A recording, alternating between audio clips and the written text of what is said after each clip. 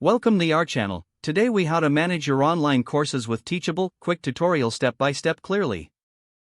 To get started with managing your online courses on Teachable, first, log in to your Teachable account. Once logged in, you will be directed to your dashboard. Here, you can see an overview of your courses, students, and revenue. To create a new course, click on the Courses tab in the left-hand menu. Next, select the New Course button.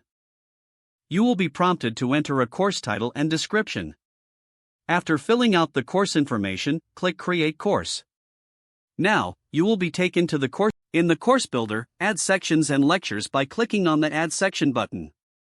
You can then choose to add video, text, quizzes, or other types of content. To upload video lectures, click on the Media option and select Video.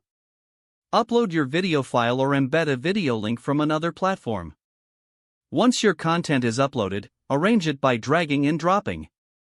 Next, configure the settings for your course by clicking on the Settings tab. Here, you can set your course price, enrollment options, and completion certificates. Be sure to save your changes before moving on.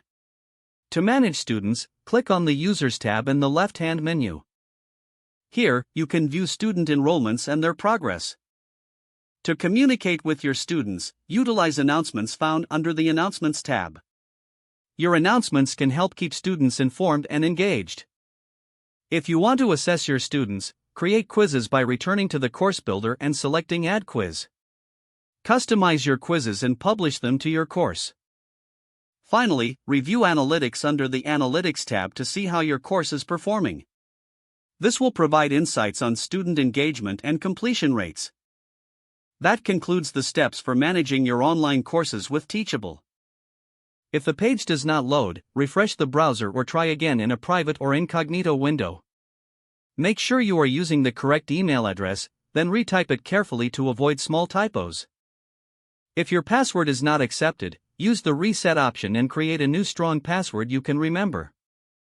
Check your spam folder for verification or security emails, then complete any requested confirmation steps. Enable two-factor authentication if available to improve account security and reduce unauthorized access risk. After signing in, review your profile details so your contact information and settings are accurate and current. Don't forget to like this video and subscribe to our channel for more step-by-step tech guides.